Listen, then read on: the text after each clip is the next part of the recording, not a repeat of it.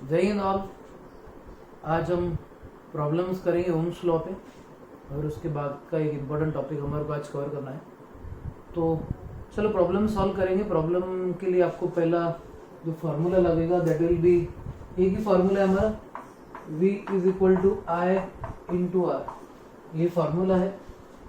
And by using this formula we need to solve all the problems. पूरे problem solve करने के लिए हमारे को एक फार्मूला लगने वाला है, v equal to I R, where V is potential or potential difference, I is current and R is resistance। I आपका करंट है और R क्या है, रेजिस्टेंस है। तो ये सिंपल से तीन फिजिकल क्वांटिटीज को रिलेट करने वाला हमारा जो ओम्स लॉ है उसके रिलेटेड का पहला प्रॉब्लम। तो पहला प्रॉब्लम लिखो, please note down first question, important वाला। A resistor allows the current of, पहला पॉइंट लिखना है आपको, a resistor allows the current of, a resistor allows a current of, a resistor allows a current of 0.02 ampere, 0.02 ampere to flow through it। A resistor allows a current of 0.02 ampere to flow through it। ये पहला point आपको दिया गया है। आगे बोले हुआ है कि when the potential difference is 10 volt, when potential difference is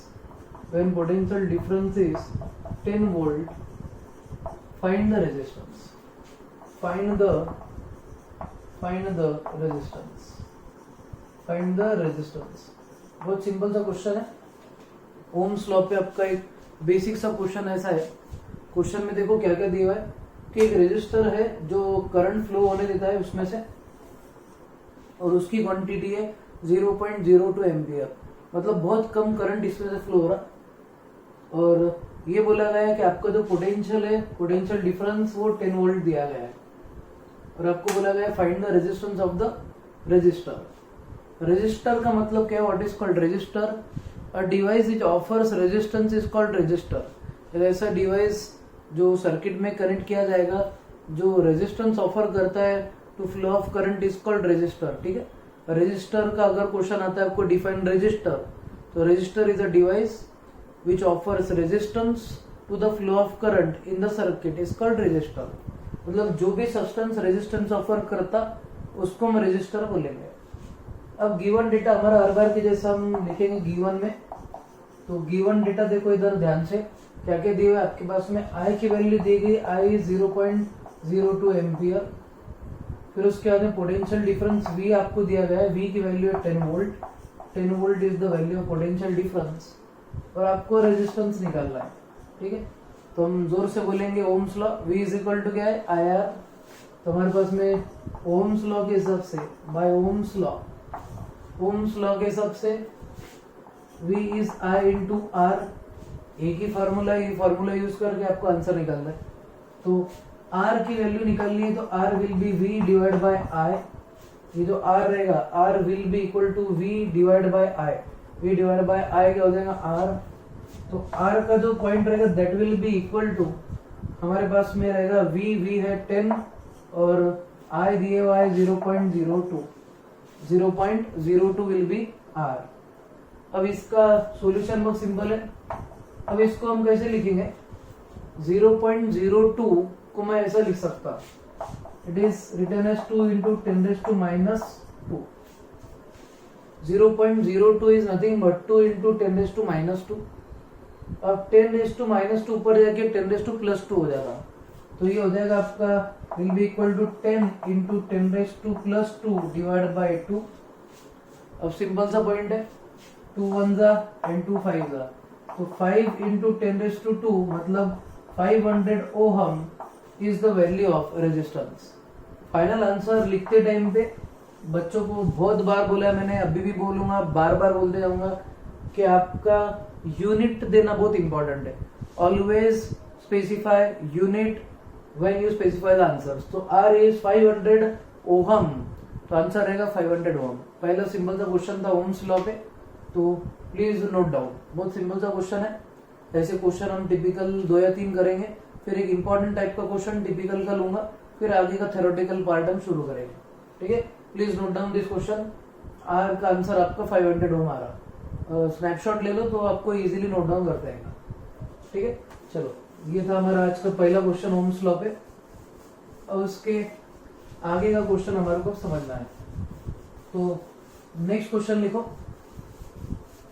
आगे का क्वेश्चन बहुत सिंपल रहेगा, सिंपल से बेस्ड क्वेश्चन है। ठीक है, अब ऐसा बोला गया आपको heater operates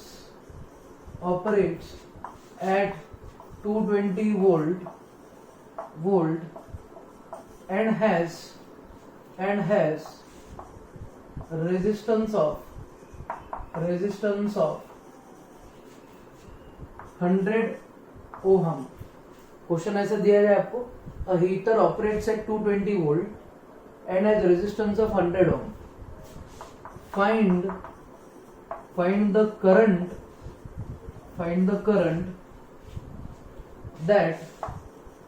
that heater will draw.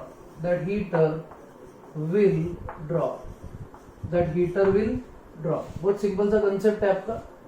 एक हीटर है और हीटर कितने पे ऑपरेट होता है आपका 220 वोल्ट पे।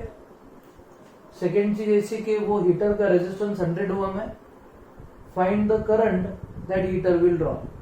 फिर से हमारा डिस्क्रिप्शन ऐसा है, सॉल्यूशन इस तरीके से आएगा। गिवन डेटा आपको पहले लिखना है, first and given data, then formula to be used and followed by calculation. Given data में हम ऐसा बोल रहे हैं हीटर है, हीटर का वोल्टेज दिया हुआ है आपको 220 वोल्ट, तो V is given as 220 volt, पहला पॉइंट। सेकेंड पॉइंट आपका के resistance is 100 ohm, 100 ohm resistance दिया गया है। Find the current the heater will draw, मतलब आपको I की वैल्यू निकालनी है। I is the current which is drawn. अब एक सिंपल सा फॉर्मूला, जोर से बोलो, कौन सा लॉ? Ohm's law. तो ओहम्स लॉ के हिसाब से, बहुत से बच्चों को ऐसा बोले जोर से बोलो तो बहुत से बच्चे चिल्लाते जय माता दी, तो हम जय माता दी की जगह पे यहाँ पे ओम्स लॉ कर देंगे। जोर से बोलो ओम्स लॉ। तो ओम्स लॉ के हिसाब से क्या रहेगा?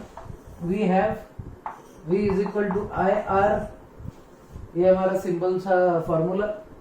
आपको क्या निकालना है? I, तो I will be V divide by R, I will be V divide by R। अब कैलकुलेशन करना है तो I की वैल्यू के लिए मैं V की वैल्यू डाल रहा हूं, दैट इज 220 वोल्ट, और रेजिस्टेंस की वैल्यू डाल रहा 100। तो 0 एंड 0 विल कैंसल, 10 1 जा 10 2.2 जा, तो I की वैल्यू हो जाएगी 2.2 एम्पियर। तो आपकी करंट की वैल्यू आपको 2.2 एम्पियर मिल जाएगी। तो this will be the value of current. तो करंट की वैल्यू हो जाएगी 2.2 एम्पियर। ठीक है, ये सिंपल सा क्वेश्चन था। सेकेंड क्वेश्चन, अब और एक इंपॉर्टेंट क्वेश्चन सॉल्व कर दे, और 3 क्वेश्चन सॉल्व करेंगे हम इस पे इंपॉर्टेंट वाले। तो स्नैपशॉट, ये अपना स्क्रीनशॉट ले लो। स्क्रीनशॉट लेने के बाद में फिर आगे का ये पूरा पॉइंट कंप्लीट करके लिखना है। मैं आगे का पॉइंट बताता हूँ। Write down question number 3, question number 3 लिखना है आपको। ठीक है, चलो सिंपल सा क्वेश्चन। अब क्या है, जो आपको एग्जाम में आएंगे वैसे क्वेश्चन लिखा देता मन से, तो ऐसे बहुत सारे क्वेश्चन करा सकता है, बट जो आपको एग्जाम में आएंगे वो रिलेटेड क्वेश्चन बता देता हूँ। ठीक है, क्वेश्चन ऐसा है आपका, how much current a electric bulb will draw. How much current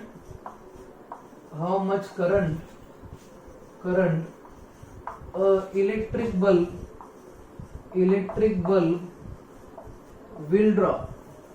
will draw how much current an electric bulb will draw if the resistance of bulb is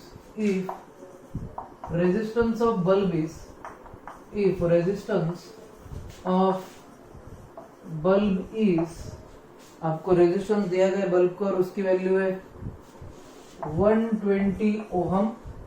resistance of bulb is 120 ओम, बहुत ज्यादा resistance है bulb के हिसाब से। और end voltage source is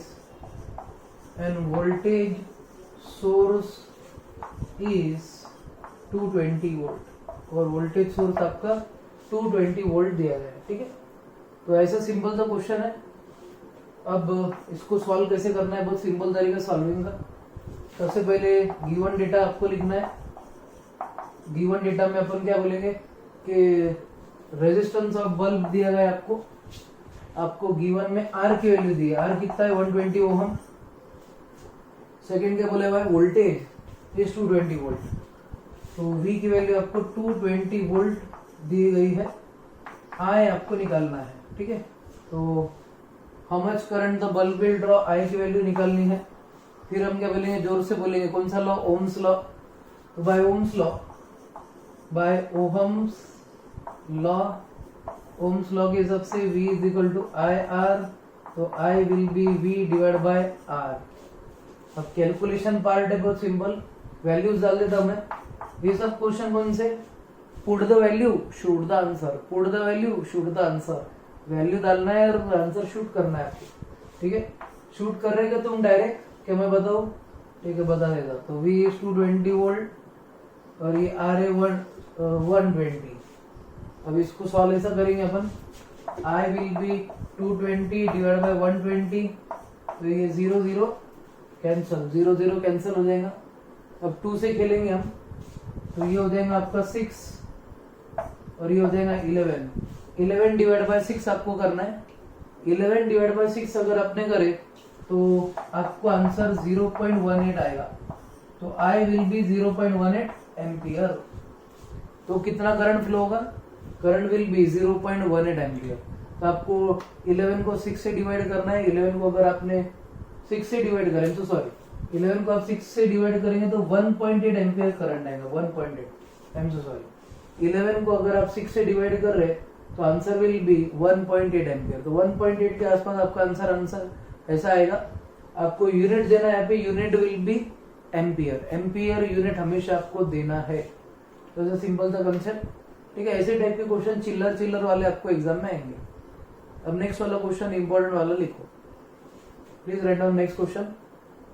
next question ऐसा है, पहले मिटा देता आपको, फिर लिखे ही बताता हूँ। इंपॉर्टेंट डिक्टेट करता था मैं, बट अब लिखे हुआ रहा तो कैसे बच्चों को लिखने में बाद में आसानी होगी। मेरे हिसाब से आप लोगों ने बुक पेन खोल के रखना चाहिए। जो भी पॉइंट बोल रहा हूँ वैसे ही अपने प्रॉब्लम्स के दिन तो पूरे नोट्स तब की तब बना लेने चाहिए। तो आगे का पॉइंट ऐसा है, देखो इंपॉर्टेंट वाला पॉइंट ये दिया गया है इसमें। अब क्वेश्चन ऐसा है, when a 12 volt automobile battery, when a 12 volt automobile battery, automobile मतलब गाड़ी, 12 वोल्ट की बैटरी है। When a 12 volt automobile battery, ठीक है। When a 12 volt automobile battery is connected across unknown resistor, is connected across unknown resistor, across unknown resistor, is connected across unknown resistor.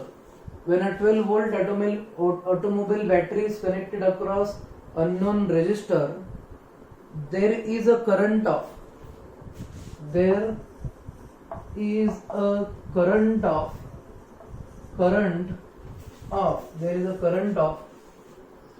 2.5 milliampere, 2.5 milliampere. There is a current of 2.5 milliampere. What is the resistance? What is the resistance? What is the resistance, circuit का resistance कितना रहेगा वो आपको निकालना है। 12 volt की automobile की battery है, रेजिस्टेंस कितना है पता नहीं, करंट इतना 2.5 मिली एम्पियर ड्रॉ हो रहा, तो व्हाट इज द रेजिस्टेंस। फिर सिंपल सा कंसेप्ट हमारा। सॉल्यूशन कैसा रहेगा, गिवन डेटा पहले लिखना है सबको। गिवन डेटा में हम बोलेंगे आर की वैल्यू पता नहीं है, इनकम्प्लीट। फिर करंट दिया गया है आपको 2.5 मिली एम्पियर। आपको ये पॉइंट बोला था मैंने, मिली को हमेशा नॉर्मल में कन्वर्ट करना है। मिली इज 10⁻³ तो 2.5 इंटू 10⁻³ एम्पियर ये आपको कन्वर्जन करना है। नेवर फॉरगेट टू कन्वर्ट, ये कन्वर्जन पॉइंट आपको ध्यान से करना ही है। तो इम्पोर्टेंट नोट दिस स्टेप। हाँ, मिली को काय में कन्वर्ट करना है आपको, milli ampere to ampere, milli to ampere is 10⁻³ तो 10⁻³ से मल्टीप्लाई करो तो हो जाएगा 2.5 इंटू 10⁻³ एम्पियर। ये आर आई दो चीज मिल गई आपको। और क्या दिया हुआ है, यस वोल्टेज दिया हुआ है, वी इज 12 वोल्ट। तो फिर हम जोर से बोलेंगे कौन सा law, Ohm's law. By Ohm's law V is equal to I R, V is equal to I R. अब क्या निकालना है आपको, R निकालना है, तो R की value V divide by I। फिर प्रॉब्लम कौन सा हो गया, put the value shoot the answer. तो चलो जल्दी से शूट करो वाला आंसर। अब आंसर बोल रहे क्या, आवाज ही नहीं आ रही आपके यहाँ पर, ठीक है चलो अपन देखते आपका और मेरा आंसर मैच होता है, देखते चलो। अब R की value V by I, V की वैल्यू 12 वोल्ट। अब I की वैल्यू कितनी है, I की वैल्यू 2.5 इंटू 10⁻³ ठीक है। -3 हमेशा ऊपर जाके क्या हो जाता, +3। तो R की वैल्यू आ जाएंगी, R is equal to 12 divide by 2.5 into 10⁻³ अब 10⁻³ मतलब 1000 रहेगा, 10⁻³ का मतलब 1000 है। अब देखो इसको सॉल्व कैसे करूंगा मैं, बहुत सिंपल है बोला। 10⁻³ को मैं क्या कर रहा, it is written as 10 into 100। 10⁻³ को मैं क्या कर रहा, 10 इंटू 100 लिख दे रहा। एक बहुत भारी का काम कर रहा, देखो मावी का। ये 2.5 1 जा 2.5, 2.5 4 जा 10, डायरेक्ट उड़ा दिया मैंने। तो ये 4 इंटू 12, 4 12 जा कितना होता, 48। तो आपका रेजिस्टेंस हो जाएगा 48 इंटू 100। 48 इंटू 100 मतलब 4800 ओहम। तो बहुत ज्यादा रेजिस्टेंस है ये रेजिस्टर का, और टोटल वैल्यू कितनी, 4800 ओहम। तो आपका आंसर 4800 ओहम आना चाहिए। एक बार पूरा चेक कर लो। आपको V is equal to I R दिया हुआ है, R is V divide by I। Milli ampere था, ये -3 +3 में चले गया। 10⁻³ को मैंने 10 इंटू 100 लिखा। फिर 2.5 1 जा 4 जा इज 10, तो 4 इंटू 12 इज 48, 48 इंटू 100 इज 4800। तो मेरा आंसर 4800 आ रहा है। इस तरीके का प्रॉब्लम आपको सॉल्व करते आना चाहिए। Calculations are very important, you should be very prompt in calculation. मैं सिर्फ ऐसा गिवन लिखूं और प्रॉब्लम का स्टेटमेंट लिख दूं, तब तक तो आपका आंसर भी आ जाना चाहिए। कितों का प्रॉब्लम मेरे सॉल्व करने के पहले जा गया था, हाथ ऊपर करो ऐसे, वेरी गुड। जिन जिन का खुद को ऐसी शाबाशी खुद ही देने का, ठीक है। चॉकलेट पार्सल कर दूंगा मैं सब घर पे। Once the lockdown is over everyone will get chocolates. हाँ चॉकलेट दूंगा, मैं रैपर भी दूंगा उसके साथ में, टेंशन मत लो। सिर्फ चॉकलेट नहीं, अलॉन्ग विद रैपर। चलो अब नेक्स्ट वाला पॉइंट कंसीडर करते हैं। अब नेक्स्ट वाला ट्रिपल स्टार है, जो ये सॉल्व करेगा उसको 3 5 स्टार मिलेंगे। 3 खत्ती जी को होना कितने, 3 5 स्टार। खत्ती जी को मिलेगा नहीं, क्या हाल हो। खत्ती जी 5 स्टार बोलेगी, पहले प्रॉब्लम सॉल्व करते। चलो देखते भागेगा। नेक्स्ट वाला क्वेश्चन गणात्रा तू भी सॉल्व कर बैठे बैठे, ठीक है। देव हमारा गणात्रा। चलो आगे का पॉइंट देखेंगे। नेक्स्ट वाला, नेक्स्ट क्वेश्चन ऐसा है हमारा, आगे का पॉइंट ये रहेगा सिंपल वाला। क्वेश्चन ये है कि potential difference between the terminals of electric heater. बहुत इंपॉर्टेंट क्वेश्चन है, स्टार करो इसको, double star. Potential difference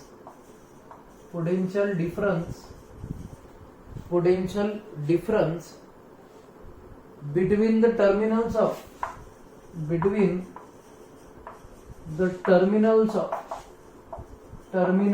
electric heater. Potential difference between terminals of electric heater. Potential difference between the terminals of electric heater is 60 volt. Is 60 volt. When it draws a current of 4 ampere from the source. When it draws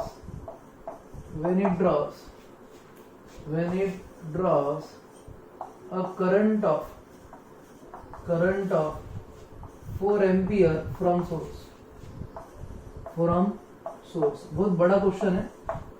from source, आगे का point ये दिया है, what current the heater will draw. What current the heater will draw what current the heater will draw if potential difference is increased to 120 volt, is increased to 120 volt. Double star करो question को आपको double star करना है। मेरे बच्चों को ये answer आना ही चाहिए। अगर आपको ओम्स लॉ का कंसेप्ट क्लियर है तो फ्रैक्शन ऑफ सेकंड में आप आंसर देंगे। फ्रैक्शन ऑफ सेकंड में कितनों का आंसर आ गया? Very good. जितने हाथ ऊपर करे, जितने हाथ ऊपर नहीं करे उन्होंने ध्यान से सुनना है। एक बार आपके लिए मैं स्टेटमेंट बोल देता हूँ ओम्स लॉ का। ओम्स लॉ का स्टेटमेंट ऐसा था, so long as the physical state of conductor remains the same, the potential difference we applied between the ends of conductor is directly proportional to the current. हमने ऐसा point बोले थे, जितना आप potential बढ़ाएंगे उतना करंट इंक्रीज होगा, जितना पोटेंशियल कम करेंगे उतना करंट कम हो जाएगा। अब ये क्वेश्चन का अगर आप पॉइंट समझ रहे होंगे तो एक हीटर है, मैं क्वेश्चन का मतलब समझा देता आपको। आपके पास में एक हीटर है, वो हीटर को पहले 60 वोल्ट पोटेंशियल अप्लाई किया जा रहा था।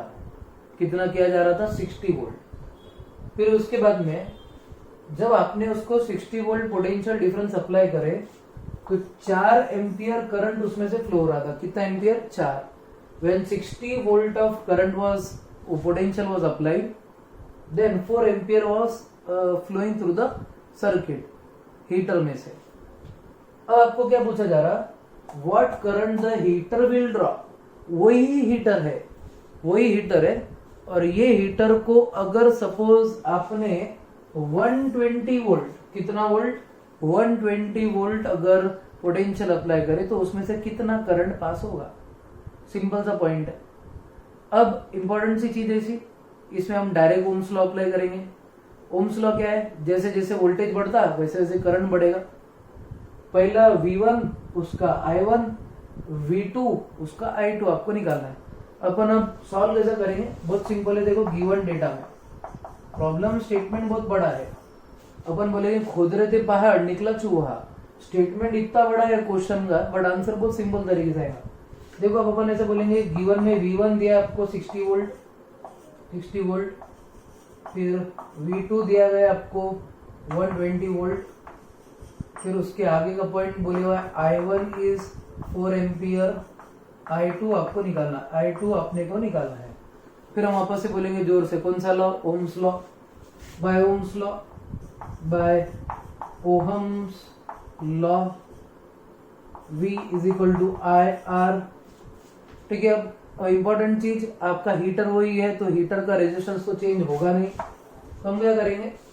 पहले केस में हम बोलेंगे V1 equal to I1 into R, ये केस 1, और V2 will be I2 into R। अब देखो इंपॉर्टेंट चीज, मैंने V1 के लिए I1 लिया into R, V2 is equal to I2 into R। मैंने R की वैल्यू चेंज नहीं करा। क्यों चेंज नहीं कर रहा मैं? R1 R2 क्यों नहीं लिख रहा? उसका इंपॉर्टेंट रीजन कि आपका हीटर वही है, और अगर हीटर वही है तो उसका रेजिस्टेंस चेंज होगा नहीं।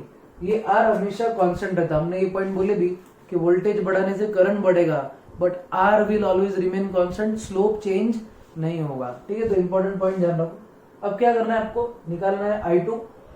तो हम क्या करेंगे? इसको इक्वेशन 1 दे देंगे, इसको इक्वेशन 2 दे देंगे। अब आगे का सॉल्यूशन ऐसा, डिवाइड इक्वेशन 2/1। तो हमारा इक्वेशन ऐसा आ जाएगा, V2 equal to I2 into R। इसको हमारे को डिवाइड करना है किससे?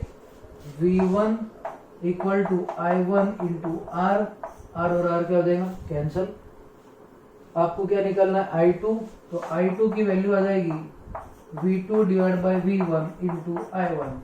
अब सिर्फ आपको वैल्यू पुट करना है, put the value shoot the answer.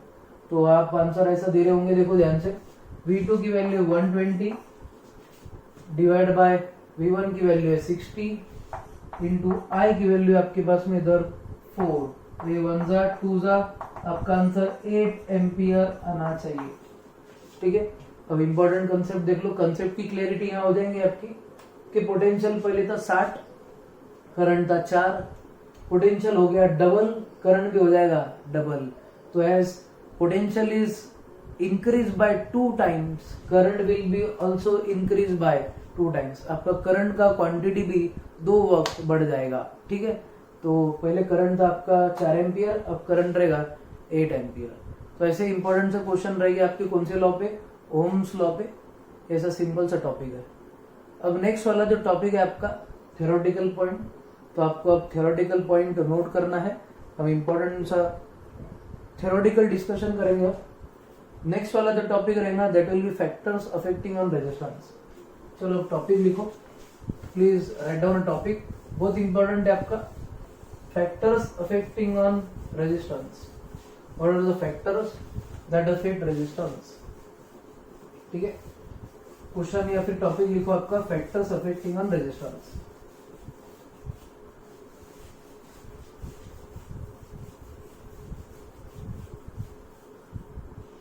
Next topic लिखो factors affecting on resistance. Factors affecting on resistance, factors affecting on resistance. तो कौन से ऐसे फैक्टर है जिसपे आपका रेजिस्टेंस डिपेंड करता है।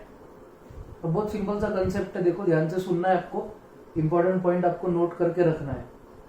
आपके पास में सपोज पहला जो फैक्टर है, the first factor on which resistance depends is length of conductor, length of conductor.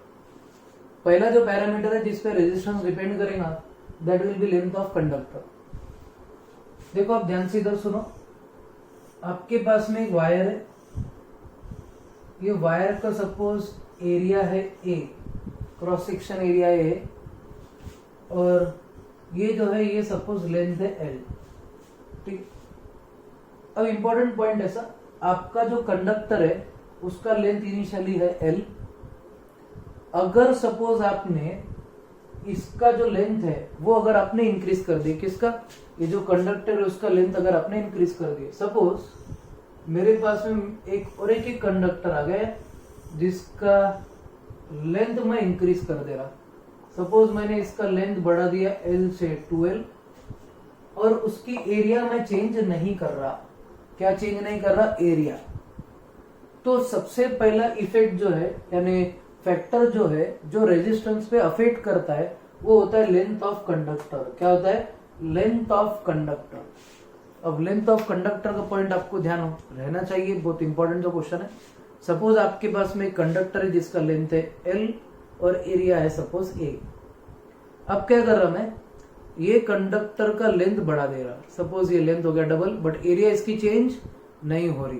तो by keeping the area constant, if the length of conductor is increased, तो क्या होगा? तो इंपॉर्टेंट सा पॉइंट ध्यान रखो, आपका जितना लेंथ इंक्रीज होता है, ठीक है, उतना रेजिस्टेंस इंक्रीज होगा। तो इंपॉर्टेंट सा पॉइंट, पहला वाला जो इफेक्ट है आपका वो ऐसा, resistance of conductor is directly proportional to length of the conductor. This is the first parameter. इसका भी साइंटिफिक प्रूफ है कि ये लेंथ बढ़ने से आपका कंडक्टर का रेजिस्टेंस क्यों इंक्रीज होता है। ये भी आपको मतलब एक पॉइंट अगर देखिए, ये भी इसका भी प्रूफ किया जा सकता है। आपको सिलेबस में ये चीज प्रूफ इसका नहीं है, तो हम सिर्फ थ्योरेटिकल पॉइंट अभी कंसिडर करेंगे फैक्टर्स के रिलेटेड। इस पे अपने को प्रॉब्लम्स रहेंगे, इसका साइंटिफिक प्रूफ के ऐसा ही क्यों होता उसका पॉइंट अपने को डिस्कशन में नहीं है, ठीक है। तो हम इतना डीप में ना जाते हुए सिर्फ किसके बारे में डिस्कस करेंगे कि कौन से पैरामीटर पे रेजिस्टेंस अफेक्ट करता है। इसका प्रूफ आपको 11th में भी मिलेगा वैसे, बट अपने रिलेटेड अभी जो 10th की स्टडी है उसके रिलेटेड का हमारा लिमिटेड पॉइंट हम कंसिडर कर रहे हैं, ठीक है। तो लेंथ ऑफ कंडक्टर का पॉइंट ऐसा कि जैसे जैसे आप कंडक्टर का लेंथ बढ़ाते जाएंगे, whenever you are going to increase the length of conductor, तो क्या होगा, आपका रेजिस्टेंस कंडक्टर का इंक्रीज होने वाला है। लेंथ ऑफ कंडक्टर जैसे जैसे इंक्रीज होगा वैसे वैसे resistance of conductor is also going to increase. The first parameter on which the resistance depends is length. हम ऐसा पॉइंट बोलेंगे, resistance of conductor is directly proportional to length. Resistance of conductor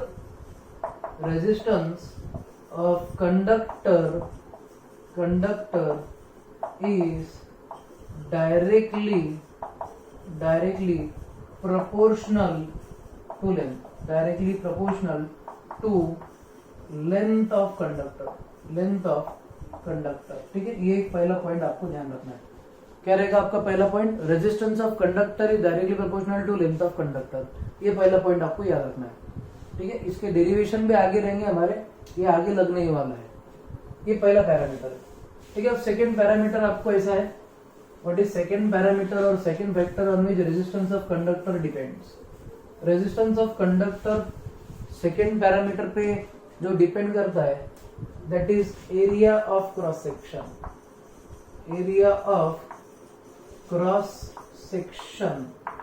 ठीक है, area of cross section. अब ये second parameter जो है area of cross section, उसका पॉइंट आपको समझाता हूं. आपके पास में एक वायर है जिसका लेंथ है L और एरिया है A. लेंथ है L, एरिया है A.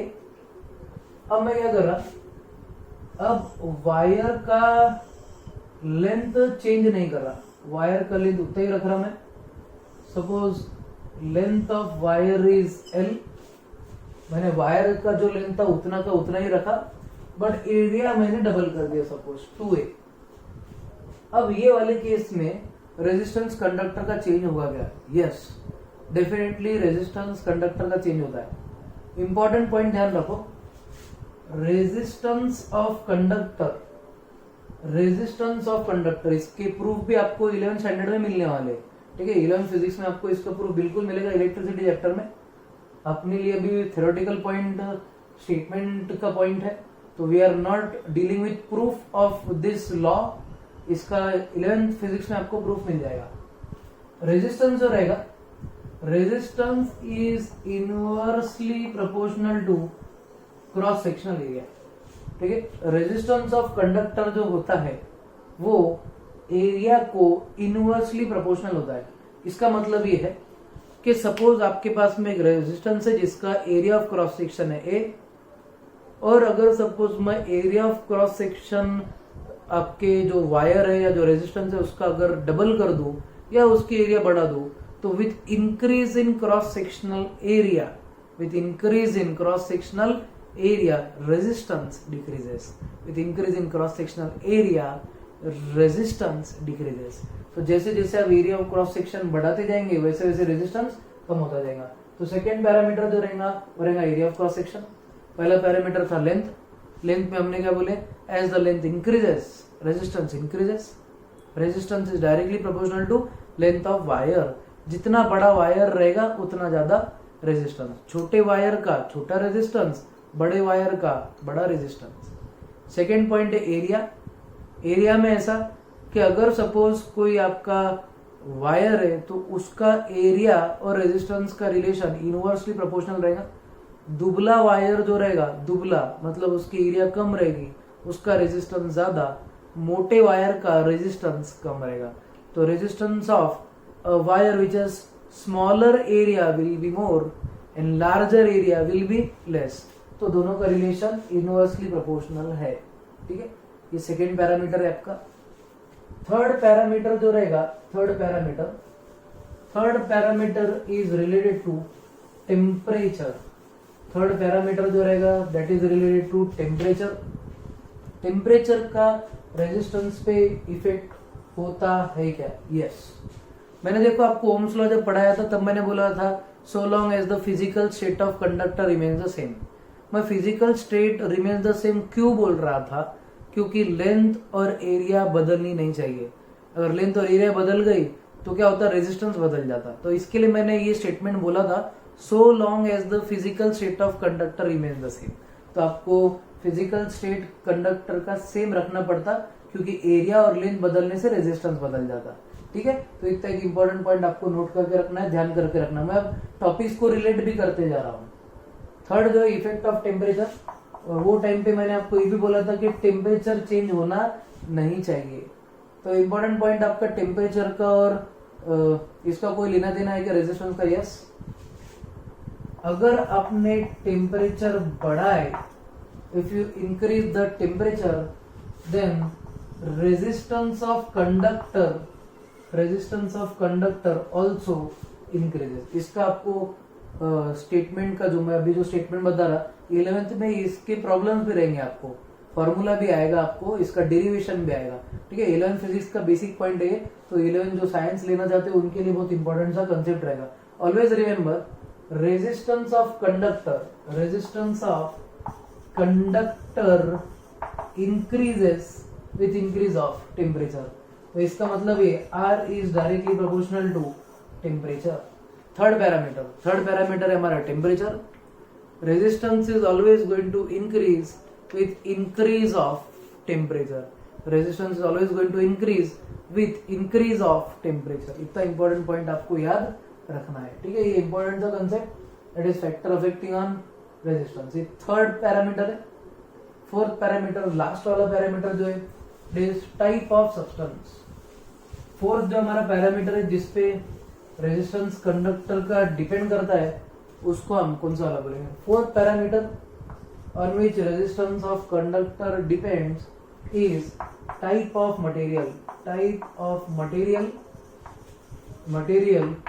or substance। type of material और substance।